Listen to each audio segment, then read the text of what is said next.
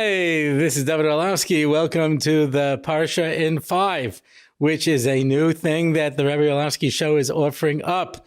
You know, the podcast is a sort of a long form. Every now and then I get somebody who says, can you shorten this for people who have shorter attention spans? And I say to them, anyway, so this is perfect for you people. All of you with ADD out there like me. It's just 5 minutes on the Parsha, something that you can say over, hopefully, at the Shabbos table. Okay, Parsha's Vayera. You know, there are some people who say outrageous things to be able to get attention. You know, when they're little kids, they say, you know, little bad words, you know, for children, bad words, just to be able to get people's attention. Yeah. Vivek Ramaswamy comes to mind. Don't mean to get political, but say outrageous things just to get attention.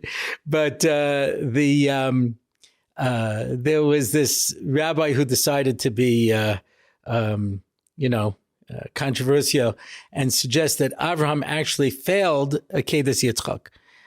Which is kind of weird because we mention it on Rosh Hashanah as the schus that we should be able to be saved. But okay, you know, let's not get bogged down with details, you know. And one of his proofs is that Hashem told him to bring Yitzchak as a korban, and he didn't actually tell him to kill him. He told him to bring him as a korban. And of course, usually a korban you shecht it. That's why Avraham was definitely within his rights to assume that. And then a malach stopped him.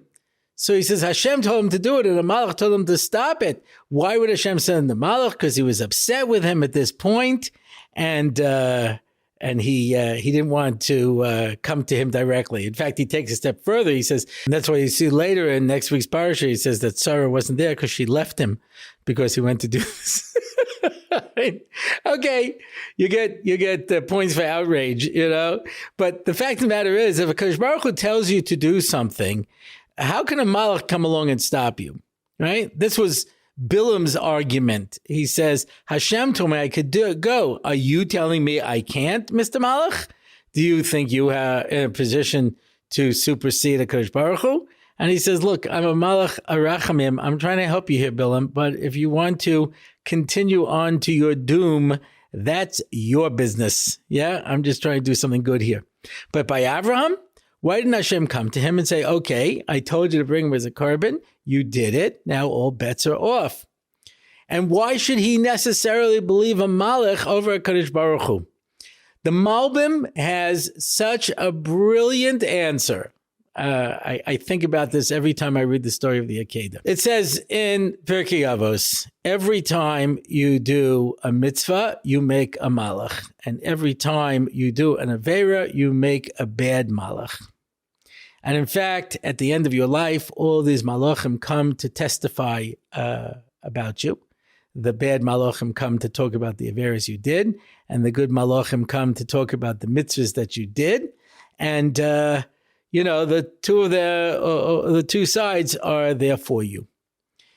So this wasn't any particular malach that came to Avraham to stop him, says the Malbim. This was the malach that was created from the mitzvah of the Akedas Yitzchak. So when Avraham got ready to shecht Avraham, the malach shows up and says, hey, I'm here. No problem. We're done. You can see you finished the mitzvah because otherwise I wouldn't be here. I'm the malach who was created from this mitzvah. So the role of Akedas Yitzchak was not to offer up Yitzchak, but to bring him as a korban. And in fact, Yitzchak reached the level of being a korban for the rest of his life. And that's why when there was a famine, he says, Avraham could leave. Your son Yaakov could leave Eretz Yisrael, but not you, because you are a korban. And he lived the rest of his life with this level of Kedusha, wherein he was out of this world. That is the koyach of Yitzchak. And that's why the Gemara says at the end of time, when Hashem says, I'm sorry, the Jewish people have sinned and there's no more hope, Yitzchak says, listen, the Kadosh Baruch Hu, me and you, You know me. I'm a korban. So how long does a person live? 35 years, 70 years. So you take 35, I'll take 35, we'll split it. You understand? Like, he does a whole cheshbon first. He says, how much could he have sinned? Here he was sleeping. Here he was this, he was that, So whatever's left, me and you will split it. That was the level that Yitzchak was able to reach and was able to accomplish. And so Akedas Yitzchak, of course, becomes part of the genetic makeup of the Jewish people. All of the Jews who have given their lives over the centuries have been able to draw upon that power of Yitzchak to be able to give ourselves to HaKadosh Baruch Hu. And through the power of that, we're able to attain this level of greatness. And Mirza Hashem, all of us will live up to this Kedusha. Good Shabbos.